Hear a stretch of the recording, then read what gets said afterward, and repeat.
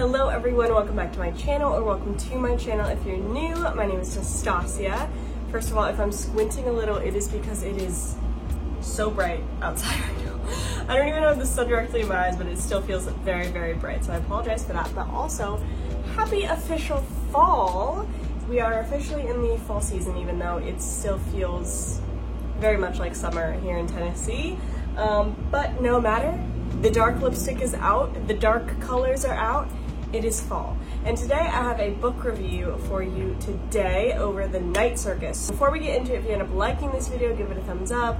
Don't forget to subscribe for more videos from me. And if you want even more videos, I do have a Patreon, which you can check out. I will have that link down below. Over there, I post content that is exclusive to my patrons. Thank you so much if you're a patron of mine. You mean the world to me. Thank you for being in my life. Over there on Patreon, you directly support my family. So if you would like to be part of that as well and get more content from me, I will have my Patreon link down below, as well as some other links for, discount codes for things I love, like my nail wraps that I love. Oh my gosh, I literally love these. These are $6. Nails are my new thing. And just some other stuff, like some holistic stuff for, going into the 6 seasons and all of that. But I think that's all. So let's go ahead and get into the review. So I have become a bit of a booktuber the past month. I just decided to start listening to a lot more audiobooks because it's hard for me to physically read books since I am a mom of a toddler, and it's very difficult to find time to sit down and read. And when I do, it's usually I want to read the Bible. But I still want to hear other stories. So I have been using Libby a lot, which is a free app, not sponsored. I wish though. I love Libby. You can connect to an online library card and listen to a ton of audiobooks, or you can read them on your Kindle or iPad or whatever. So that's how I've been listening to books, and I have already listened to 2 in the past week, and I'm on my 3rd. So I'm going into that world of booktube a little bit. You're gonna see more book reviews and book hauls from me and stuff like that, or I guess what I read in a month kind of videos. The reason I wanted this book to have a whole video review of it is because I feel like there's a lot to talk about from a Christian perspective. So I am a Christian reading these books, so I'm going to have a biblical worldview looking at all of them, and if things start to hit the red flags for me, I immediately kind of switch my perspective to be reading it and watching out for things that are trying to be pressed on my brain that are not biblical, if that makes sense. So first though, I am going to give some spoilers away in this review, but I will let you know beforehand. And first I'm just going to give some overview things that are not spoilers. So I do feel like there is a good hook in the beginning of the book. It got my attention right away. The premise of Celia and her dad, and the fact that she has these abilities, these powers that are unexplained. It's very fascinating. I really like the time period they picked. It's like late 1800s into the very early 1900s time frame. I think that's a really cool time frame, especially because it's I don't know how to explain it. It's not so old that there is nothing. I don't know how to explain it. But it's not so new that this could just be technology or AI or whatever influencing this stuff. It's clearly it's clearly something otherworldly, I guess you could say, something supernatural when it comes to this circus. So I went into this book knowing nothing other than it was a circus that appeared at night. And I didn't really know where it was going to go because I felt like all the summaries I was reading didn't say much about the book. So I had no idea that it was going to be about 2 magicians kind of in this game challenge battle for a big part of their lives, kind of dueling it out. I didn't really know that, but once it was kind of explained in the book, I was very fascinated of where that was going to go. I will say I felt like it took a while to pick up for me when it came to I wasn't at the edge of my seat for most of the book. It was very heavy on descriptions of the circus, of these different tents, of the attractions, these different things, which I get because it's kind of like world building. It runs that line of like fantasy, but it's like in the real world. Is that magical realism? Is that what it is? I don't really know, actually, any of these terms that you're supposed to know as a booktuber. But it's kind of that fine line of fantasy, so I understand that you have to do some world building. I did feel like it was very intense with the circus world building. There were several times that I was like tuning out because I was like, okay, I get it, it's mystical, it's magical, there's this, it's cold, but how can it be cold? Like, all this stuff. Like, I just felt like, duh, we know, it's a magic circus. I felt like maybe like a fifth of the book could have been completely cut out. That was just like over exaggerating the magical qualities of this circus. I did enjoy a majority of the characters, you know, and even the characters I didn't necessarily enjoy, I felt like they had enough depth to them for the most part to have like a place in the book. My favorite characters were Poppet and Widget. I think it's Poppet and Widget. There was an accent, the guy narrating the book, and it always sounded like Puppet, but I think it's Poppet. So I think it was Poppet and Widget and their brother and sister. They were my favorite characters. Bailey I also kind of liked. Celia I didn't hate. I did not like Marco. I did not like Isabel. Obviously I didn't like the enchanter, what was even his name, Horatio or something, but you're not really supposed to like him, and I didn't like Age, but you're not really supposed to like him either, I guess. But, you know, some negative things about the book to me, without getting into spoilers yet, is I feel, and I'm going to get into the spoilers more in this, you know, with this category, but it is kind of, I don't want to use the word dangerous, but it's a little bit dangerous. Reading this book from a Christian perspective of how intense the occult is in this book, and you wouldn't know. I had no idea picking up this book that it was going to be very occult focused.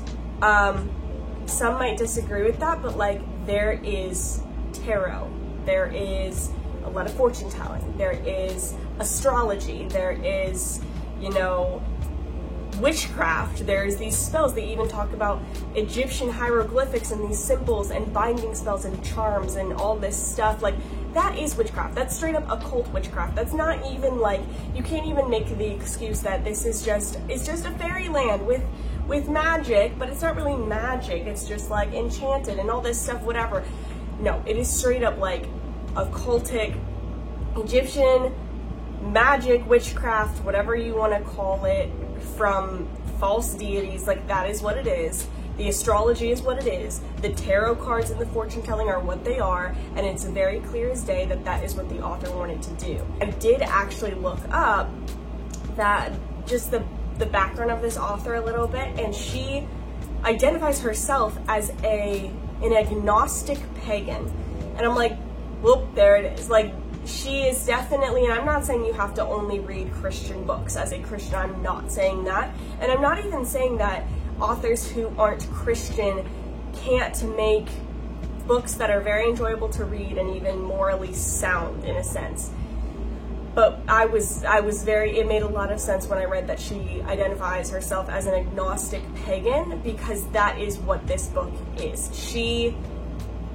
It's like she wanted to get as close to the supernatural spiritual realm with all the spiritual gifts and all the things as possible, but have nothing to do with Jesus. So let's just go the other way and go straight occult.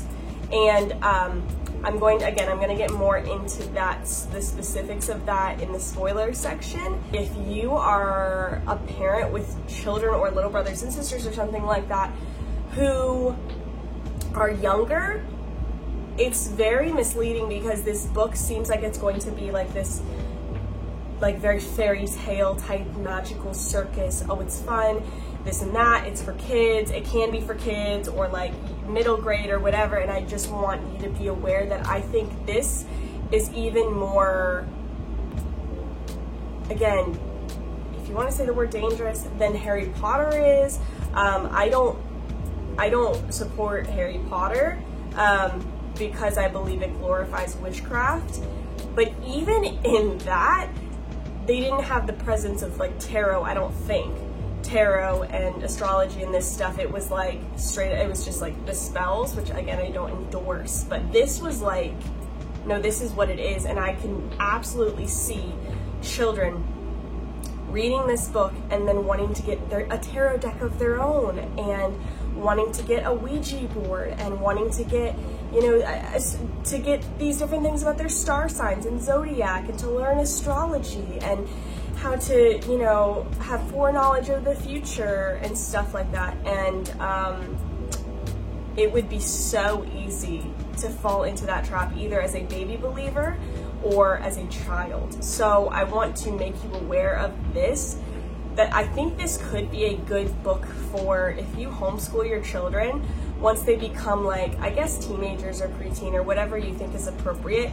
If you want to have a time where they read this book and you go through it of like all the places that it is intended to deceive the reader into thinking that witchcraft is good and light and bright and good and not evil.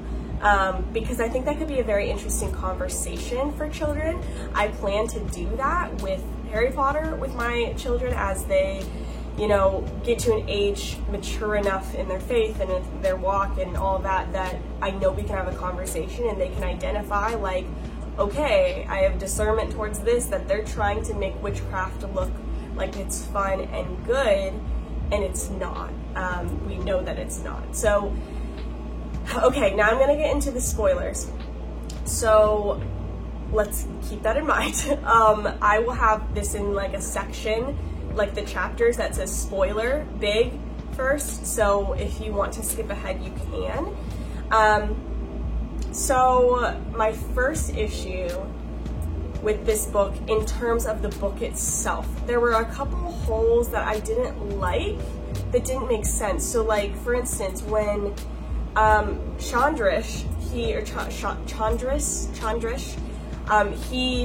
shows up at the circus on like Halloween night and is trying to throw a knife at AH for whatever reason that we don't know, and AH walks to the side and it hits Frederick or whatever, and he unalives, if you want to say it on YouTube, so I get monetized. And then there's just no explanation. Chandrish doesn't go to jail, he doesn't go to a mental institution, nothing. Everybody's just sad that it happened, and everybody's just sorry that it happened. But like, what? That doesn't even make any sense. Like, unless I missed an entire chapter of the book, it gave no indication of why he did that. There was no buildup of his, like, a hatred for Mr. AH, like, for him to want to kill him. It made no sense to me. And also, a very morally gray area here is that they just kept taking his memories away. Chandrish, like, I think it was Marco that just kept using witchcraft to take his memories away, and never give them back. But everybody just thought, oh, he's crazy, he's losing his mind, he's all this, blah, blah, blah.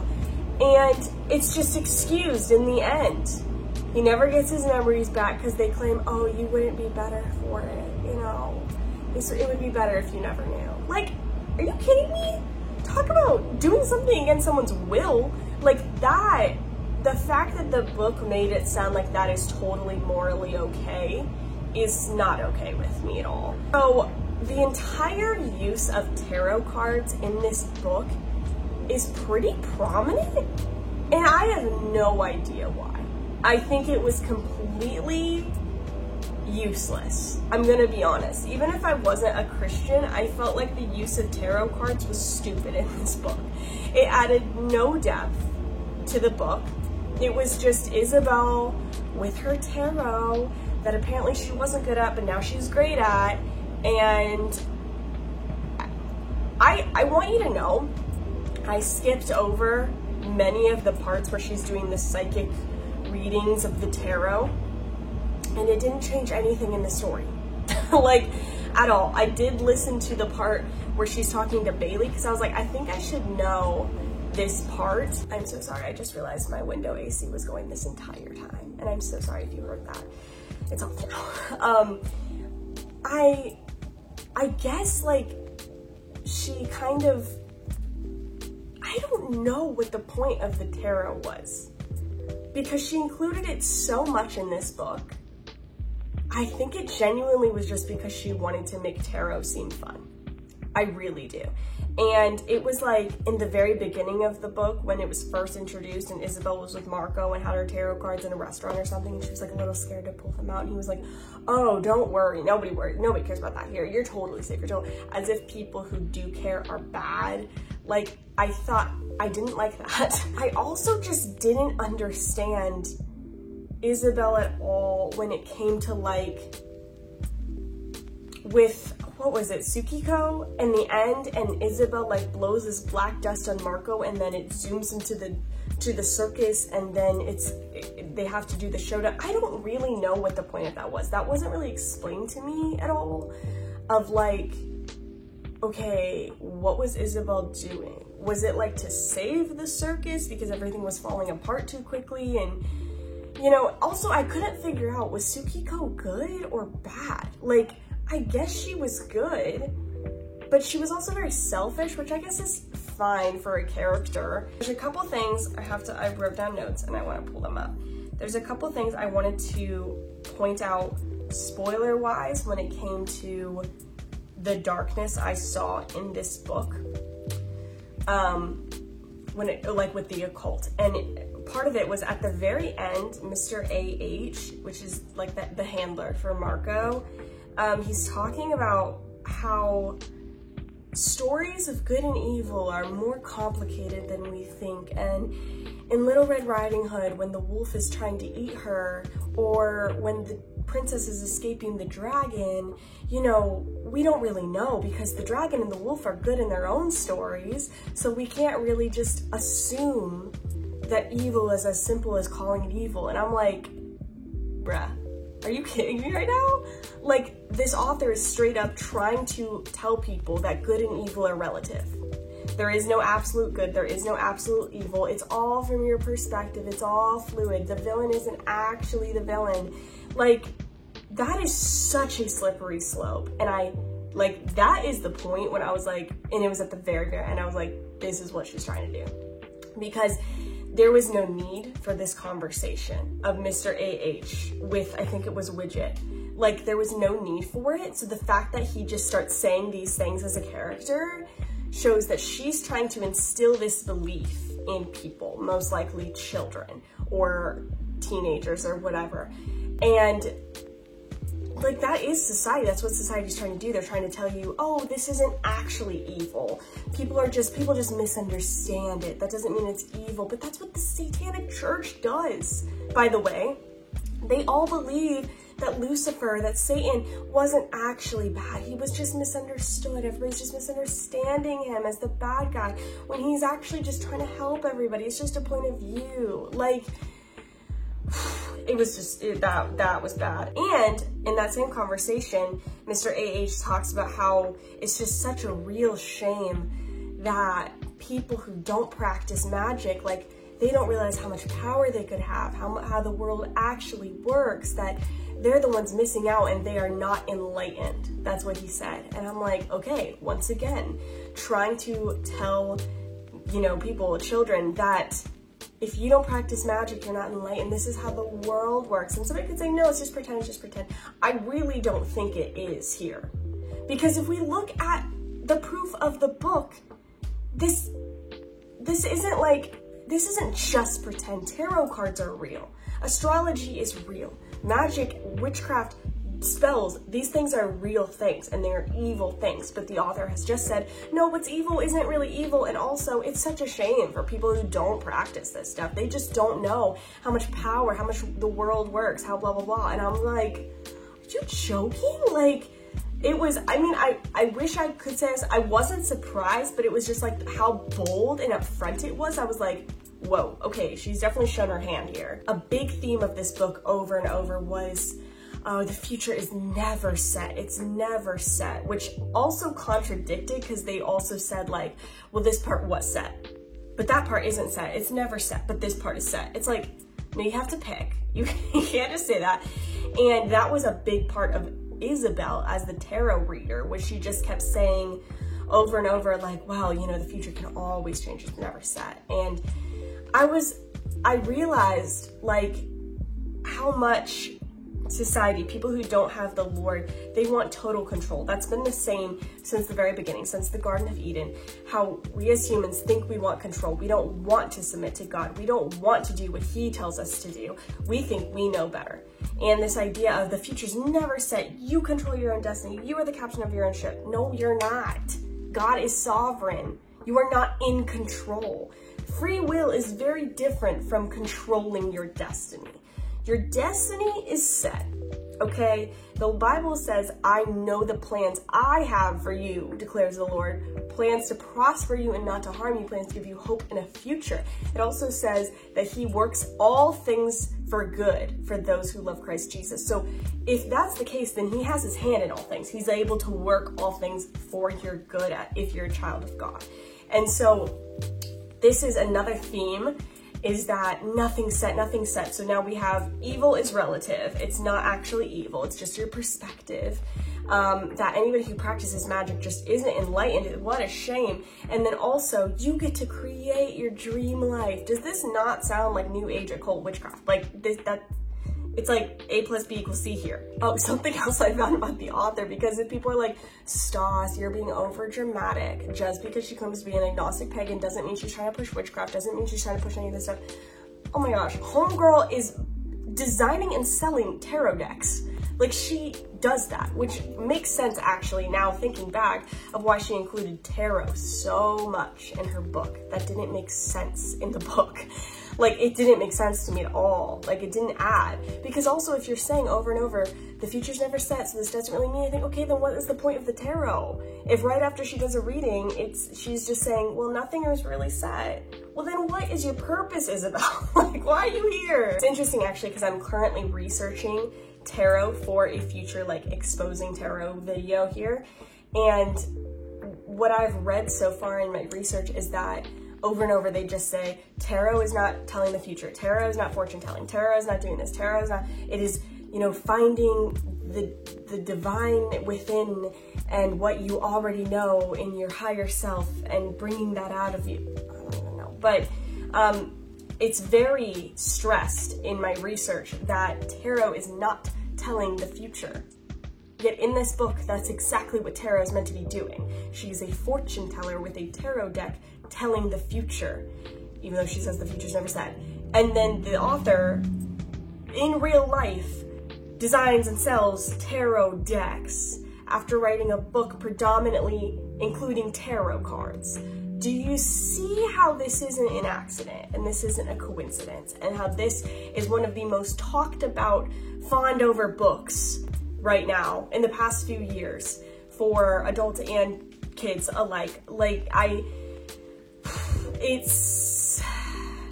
think what's scariest for me is, like, this stuff is so real, and all it would take would be a middle schooler reading this book, their Christian parents not knowing about it, and then them being like, well, tarot must be good then, I don't know, and then going to a friend who says, I have a tarot deck, do you want to do it after school today? And the parents would never know, and then that could lead into Ouija boards and this and witchcraft and freaking Masonic Lodge. Like, I'm just saying, like, there is a lot here, and we can't just act like this stuff is nothing. It's not nothing, especially when you research where the author is coming from and her background and what she does on the side. What I will say about the book that I appreciate is that about 75% of the way through, there is an intimacy scene, but I appreciate that they alluded to it without describing it, making it smutty, talking about it. I do appreciate that. I don't like reading smut. I don't like that. I don't like spicy books like that. And I have less of an issue with it when it's alluded to but isn't talked about and isn't, you know, doesn't have detail behind it. So I will give the author that. I did appreciate that. I really loved Poppet and Widget. I loved their characters, like I said. However, I found it very interesting that Poppet can tell the future and Widget can tell the past. And Poppet can do it through astrology and looking at the stars, and Widget can do it from reading people and like touching them or whatever and knowing all their thoughts and everything. And it was like something like that because they were born at the circus, they had those powers or something through the bonfire, through Marco's magical bonfire or something like that. But like, again, these are children with witchcraft powers. Astrology is very real in real life. You'll hear people all the time going, oh my gosh, I'm a Taurus, you're an Aries? Oh my gosh, your boyfriend's a Leo? Wow. Like, they just talk like this, but it's based in very old occultic things. Like, the Bible talks about it and says not to look at the stars for these things, not to practice these things, that these things are an abomination to God. And here are two children practicing these things, and they're very likable characters. And why would anybody hate on these two amazing characters that happen to be children practicing witchcraft? One more thing I want to point out that I was kind of an afterthought, but I was like, wait, that's a big thing. I feel like this book, whether she meant to or not, is very much kind of an attack on family units, which is a theme we see in secular society today, for sure. A couple of the family units are, well, one is Bailey and his family. And if we think about that, Bailey's sister Caroline literally sucks. Like, she's the worst. They have a horrible sibling relationship. And then his parents are very mean to him. They do not care about what he wants for his future. They're going to decide the future for him. They won't even hear him out. They don't, whatever. And so he runs away to the circus and finds a new family and literally runs away from home as a child, literally leaves, never to return, and takes all the responsibility of the circus on himself through magic, through a magical bond, a binding spell to the circus, because his family's so crappy. Another one that we see is obviously Marco and Mr. A.H., who he adopted Marco from an orphanage, and he basically adopted him to use him as a pawn in this game. And so he kind of just bought him as a tool.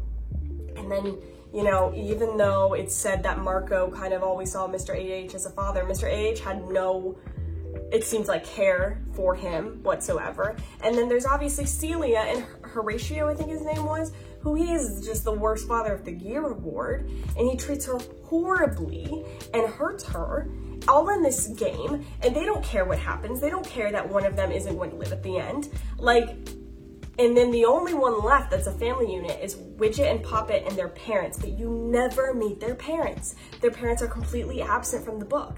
They only reference them 2 times, saying that they're just like, oh, we love their tent. They do the big lion's tent, the big cat's tent, or whatever.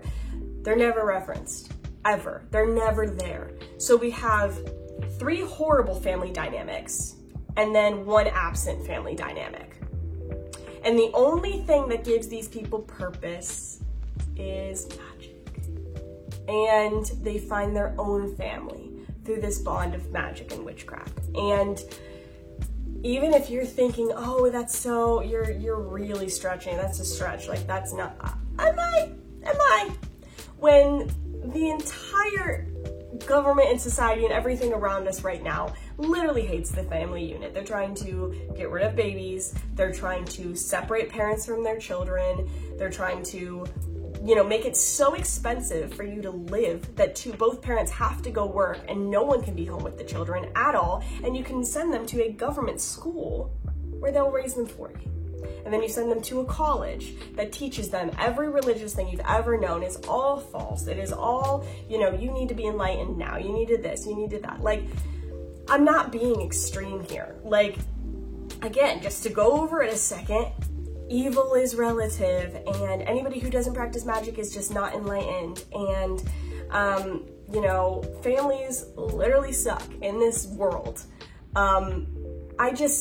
it can't all be a coincidence. It really can't. And all the presence of a cult. One more thing I wanted to add is that when Celia and Marco then go through a transfiguration, literally, like, this goes back to the point where I'm like, this author really wants to include everything spiritual, supernatural, even to the point of the fact that Christ went through a transfiguration. Like, she wants to include everything, but nothing to do with Jesus. Everything to do with the occult. And I'm like, seriously? You're gonna have Celia and Marco do something that the only person who's ever done it in history ever is the Son of God?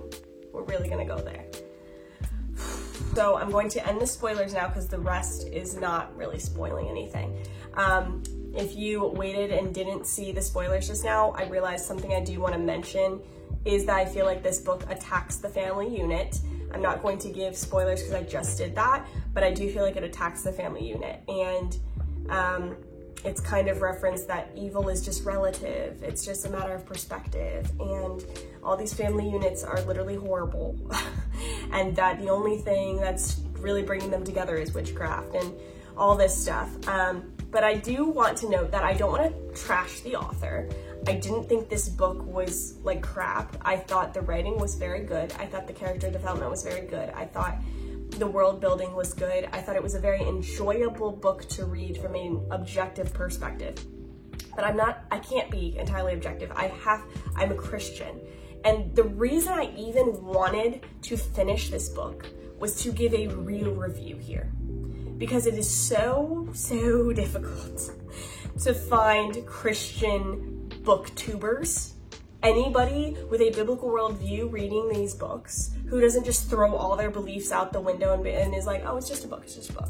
It's like, you have to bring your worldview into everything. It doesn't mean like you can't read books, but like read them with a critical lens. That's what I wanted to do with this. And so I fully understand this author is not a Christian. She's not claiming to be. She doesn't want to be. And I actually respect that way more than if somebody who was a Christian wrote this book and tried to act like all this occult stuff was Christian, because it's not. So I do respect the fact that she straight up says, I'm agnostic pagan, and sells tarot cards. Like, I don't have an issue with her, if I'm being honest.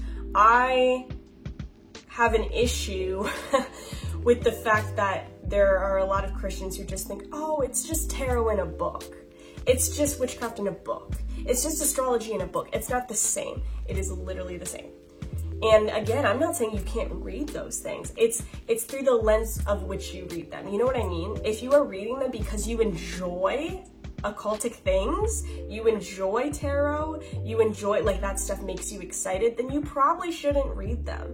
But if you're reading them in the sense of like almost a research brain of like, what are they trying to convince me of that I'm not going to be convinced of because I'm a Christian? If you have come from a New Age background and you did practice some of these occultic things, like, I don't recommend, I can't, you know?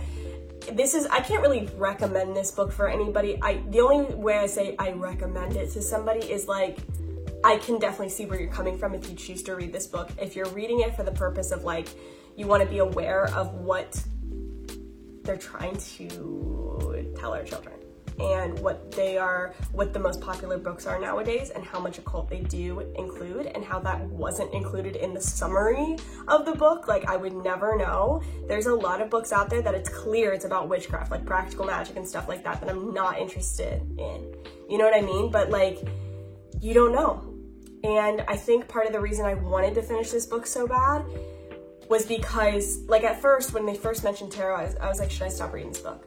But I was like, but what if every Christian ever thinks that and no one ever makes a video about it? No one ever talks about it. Nobody ever exposes this. And then there are baby believers who read this book and fall into the trap because no one told them.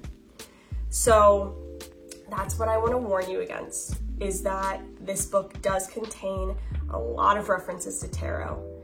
It does contain a lot of references to astrology and fortune telling and magic and witchcraft, and that evil is relative and that, you know, family units aren't important. And so, that being said, I do give this book a 3 out of 5 stars.